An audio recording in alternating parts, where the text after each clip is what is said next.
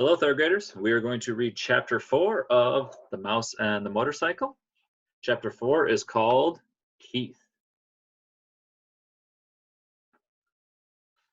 Ralph did not know how much time had passed before he was awakened by the lamp on the bedside table shining down on him. He squeezed himself into the tiniest possible ball, wrapped his tail around his body, and tried to make himself as thin as the apple core. "My motorcycle!" shouted the boy, the very first thing. "Somebody stole my motorcycle!" "Oh no," thought Ralph. "It won't be long now." "Nobody stole your motorcycle," answered the boy's mother from 216. "It's around someplace. You just mislaid it. You can find it in the morning. You had better get ready for bed now." "No, I didn't mislay it," insisted the boy. "I put it right here on the table beside my sports car." "You'll find it someplace," said his mother, not much interested. Boys were always losing things. While Ralph cowered behind the apple core, Keith opened the drawer of the bedside table and slammed it shut. He jerked back the bedspread, yanked the pillows off the bed, and threw them back. Then he got down on his hands and knees and looked under the bed and the table. Ralph wrapped his tail more tightly around his body. "Here it comes," he thought. The boy's face appeared in the opening at the top of the wastebasket. Ralph's heart raced like a motor. "Ha!" said the boy to himself. "Here it is. I wonder how it got here." His hand came down into the wastebasket to seize the motorcycle and lift it out. Still leaning over the wastebasket, he examined the bent handlebar and the chipped paint. "That's funny," he remarked aloud. "It must have rolled off. But I don't see how it could." The boy did the natural thing for a boy to do. He looked into the wastebasket again. Ralph closed both eyes tight and waited. He wished he had not eaten so much of the apple core. If he had not been so greedy, the core would have been thicker, and he would have been thinner. "Hey," whispered the boy, obviously very much surprised. "How did you get in here?" He was careful to keep his voice lower than the sound of the breezes in the pines outside the window. Ralph did not move. He was grateful to the boy for not touching the apple core, even though it was really no protection at all. "Psst," whispered the boy. "Are you asleep?" Still Ralph remained motionless, except for a slight quiver of his whiskers, which he was unable to control. The boy was silent, but the mouse could feel the rhythmic drafts of his breathing. The boy must be thinking. But what was he thinking? That was what was worrying Ralph. "No," said the boy to himself. "No, it couldn't be." "Couldn't be what?" wondered Ralph, who was beginning to feel cramped from crouching behind the apple core. "Hey, wake up," whispered the boy. That was the last thing Ralph wanted to do. "Come on," pleaded the boy. "I won't hurt you." Ralph considered. After all, what did he have to lose? If he stayed in the wastebasket, he was almost certain to get dumped into the incinerator. He might as well come out from behind the apple core. If he did, he might find some opportunity to escape. Cautiously, he moved his head from his paws and opened one eye. The boy was smiling down at him. Encouraged, Ralph opened the other eye and lifted his head. "That's the stuff," encouraged the boy. "Now come on, tell me, did you or didn't you ride my motorcycle off the bedside table?" This took Ralph by surprise. He had not expected the boy to guess what happened. "Well, yes, I guess you might say I did," confessed Ralph, rubbing his aching muscles.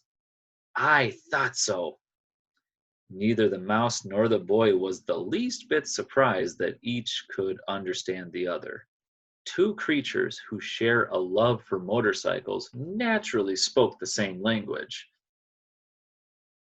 "That must have been some accident. Did it hurt much?"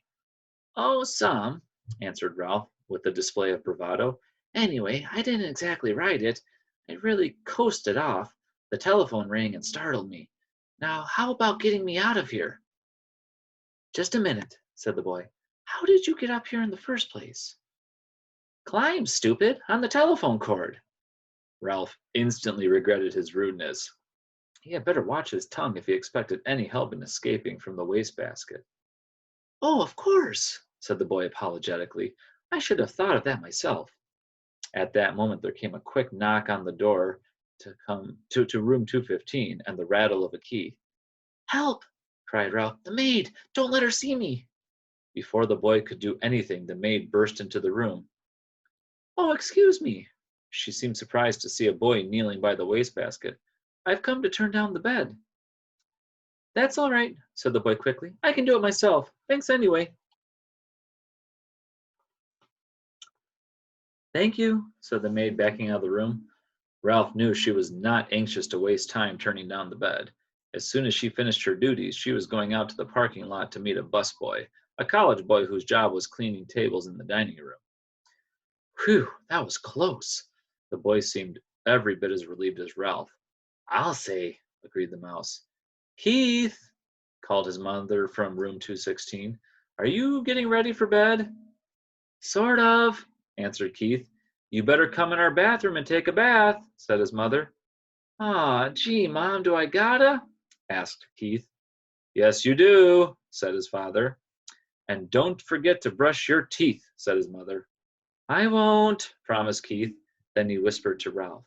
You just lie low. I'll hurry and take a bath and get into bed and turn out the light. And after Mom comes and kisses me goodnight, we can talk some more.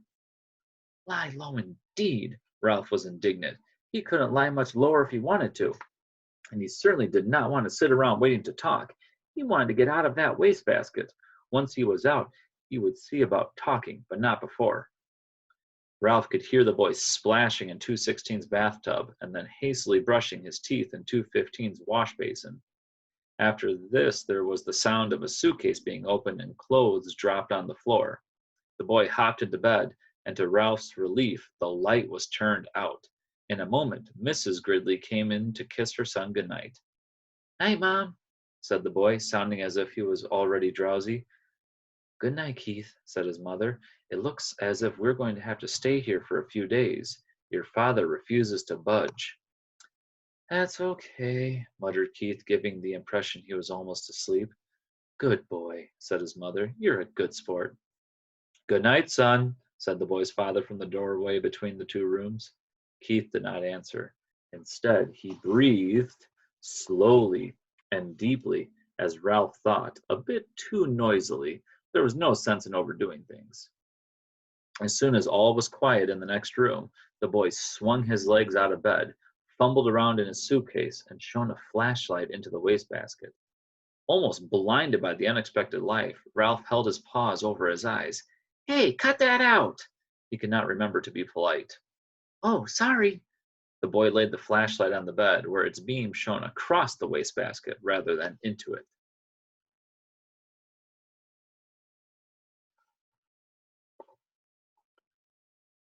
That's better, said Ralph. Now, how about getting me out of here? As an afterthought, he added, Please? The boy ignored the mouse's request. How would you like to ride my motorcycle? He asked.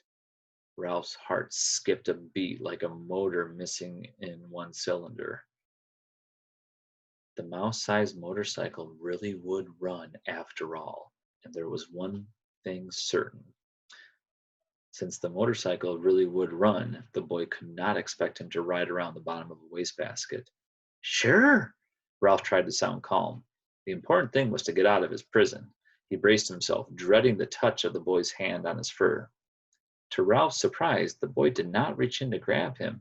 Instead, he slowly and gently tipped the wastebasket on its side, permitting Ralph to walk to freedom with pride and dignity.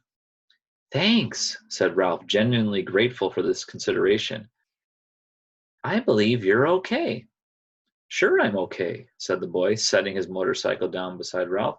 Did you think I wasn't? You can never tell. Ralph put his paw on the handlebar of the motorcycle. It's a real beauty, even with a bent handlebar. I'm sure sorry about that. Forget it, said the boy reassuringly. It won't hurt much. The motorcycle will still run. Ralph threw his leg over the motorcycle and settled himself comfortably in the seat. Perfect, just perfect. The boy was obviously delighted that his motorcycle was just right for a mouse. Ralph could not have agreed more heartily. It was perfect, except for one thing. He did not know how to start it. Well, go on, said the boy. Ride it. Ralph was ashamed to confess his ignorance. I don't know how to start it, he admitted. It's the first motorcycle I ever had a chance to ride on. You have to make a noise, the boy explained, matter of factly. These cars don't go unless you make a noise. The answer was so obvious, Ralph was disgusted with himself for not knowing without asking. He grasped the hand grips and, fearful lest his noise be too squeaky, managed a ba ba ba ba ba ba ba ba ba ba. Sure enough, the motorcycle moved. It really and truly moved across the threadbare carpet.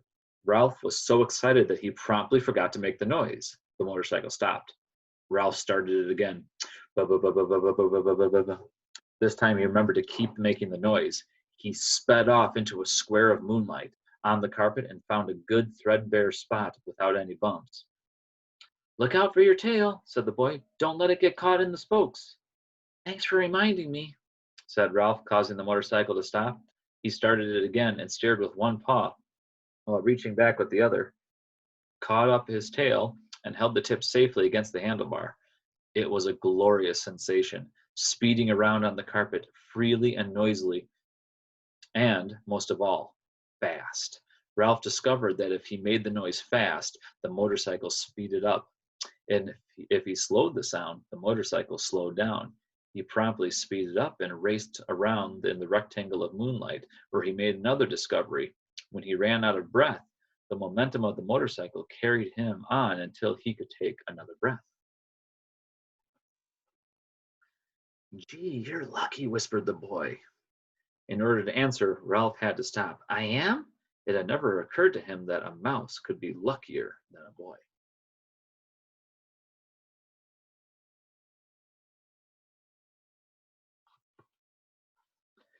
You sure are, the boy spoke with feeling.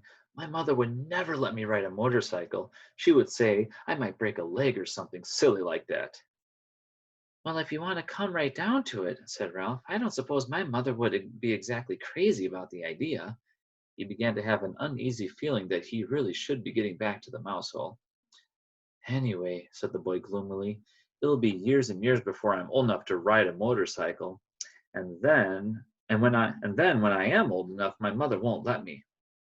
Ralph felt really sorry for the boy, hampered as he was by his youth and his mother.